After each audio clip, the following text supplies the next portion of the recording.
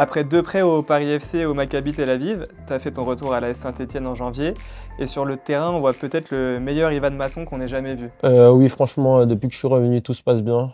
J'ai retrouvé la confiance et le niveau que j'avais avant ma blessure. Ça me fait énormément de bien. Il y a tout le collectif et tout le club qui est derrière moi et ça fait énormément de bien. Ça m'a permis de retrouver mon niveau, la confiance que j'avais perdue. En fait, quand je suis revenu, je me sentais comme à la maison et je pense que ça se ressent. Et tu parlais de confiance, qu'est-ce qui a changé? Ben, mes prêts m'ont permis aussi de prendre confiance en moi, de reprendre confiance, de retrouver certaines choses que j'osais plus faire. Et quand je suis revenu ici, je suis revenu avec beaucoup de confiance. J'étais sûr de moi et j'avais plus de doute sur mon niveau, que ce soit physique ou sur les blessures, j'en avais plus. Et ça m'a permis de retrouver le niveau auquel je suis aujourd'hui. Il y a eu des hauts et des bas depuis que tu as signé chez les Verts. Est-ce que tu t'attendais à ce que ça fonctionne aussi bien lorsque tu es revenu en janvier? Ben, moi, je pense que oui, parce que je voulais vraiment revenir. J'avais vraiment une seule chose en tête, c'est de revenir ici. Parce que la façon dont je suis parti, ça m'a pas plu. J'avais vraiment besoin de montrer personnellement ce que je valais et ma vraie image. Parce qu'il y avait eu beaucoup de choses qui avaient été dites et mon image avait été froissée. Et je voulais montrer justement à tout le monde que c'est pas ça. Je voulais montrer mon vrai visage et c'est ce que je fais maintenant. D'un point de vue collectif, comment tu expliques la bonne période du club?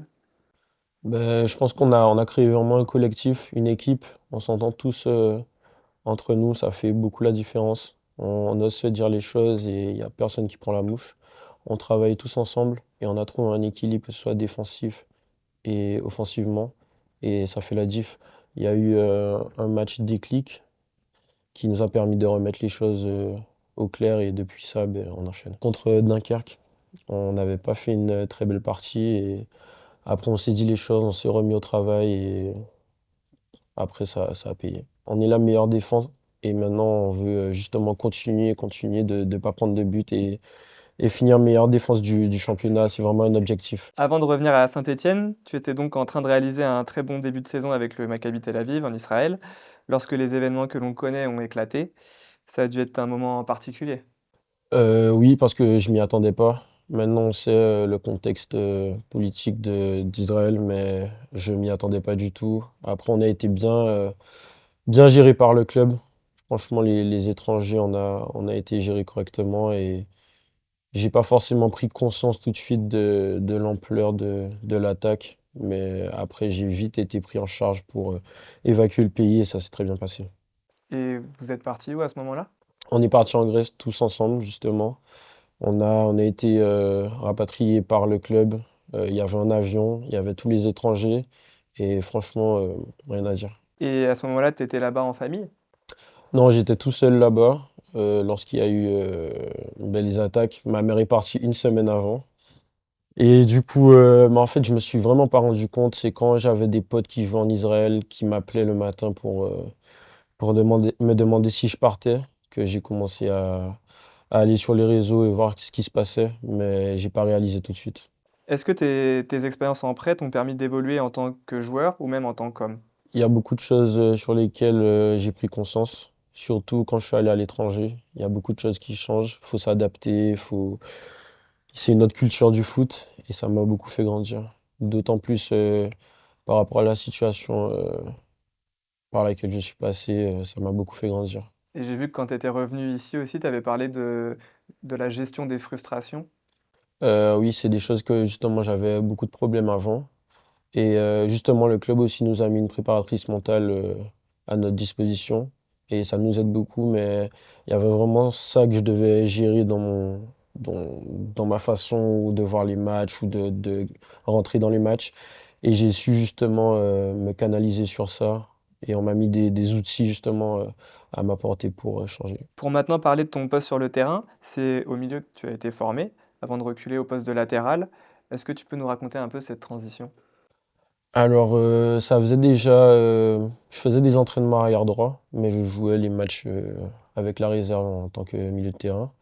Il y a eu un joueur qui s'est fait les croisés malheureusement et je l'ai remplacé à droite et c'est devenu mon poste. C'est comme ça que j'ai commencé arrière droit. Claude Puel m'a fait énormément travailler sur beaucoup de lacunes que j'avais, tactiquement, etc. Et ça s'est super bien passé. Et donc depuis cette époque, tu es habitué à jouer aussi bien latéral droit que latéral gauche. Qu'est-ce que ça change pour toi d'évoluer dans un couloir ou dans l'autre? Au début, je comprenais pas pourquoi je jouais à gauche, parce que j'étais droitier. Donc pour moi, ça allait me rajouter une difficulté. Mais au fur et à mesure des matchs et des entraînements, j'ai vu que ça changeait pas grand-chose et que franchement, je me sens bien des deux côtés. Maintenant, c'est juste les appuis ou le jeu qui change, que je sois à droite ou à gauche. Mais ça me pose pas de problème, j'aime les deux. Et est-ce que ça veut aussi dire que d'un côté, peut-être que tu es plus à l'aise pour centrer, mais de l'autre, tu es peut-être plus à l'aise pour frapper, comme on l'a vu encore récemment? Justement, il y a beaucoup de choses qui changent. À droite, je suis plus centreur qu'à gauche. Mais c'est des choses justement sur lesquelles ben, la semaine, je sais si je joue à droite ou à gauche et on travaille avec le coach. Tu fais partie des rares joueurs de l'effectif stéphanois qui étaient là au moment de la relégation du club il y a 2 ans. Est-ce que tu as une sorte de sentiment de revanche? Ben oui, c'est pour ça que je suis revenu aussi ici. Parce que je sens que je dois aux supporters, ou même pour moi, personnellement, de remonter. C'est vraiment important pour moi parce que c'était une grosse douleur de descendre. Et c'est quelque chose qui change une vie. Beaucoup, on n'en parle pas assez, je pense. Mais ça m'a énormément marqué. Et justement, pour moi, c'est vraiment important. C'est quelque chose que je dois accomplir de ramener la Saint-Étienne en Ligue 1. Et pour terminer, j'ai un peu remonté sur ton profil Instagram et je voulais que tu me parles un peu de la légende de ton premier post. Porte tes couilles, personne ne t'aidera.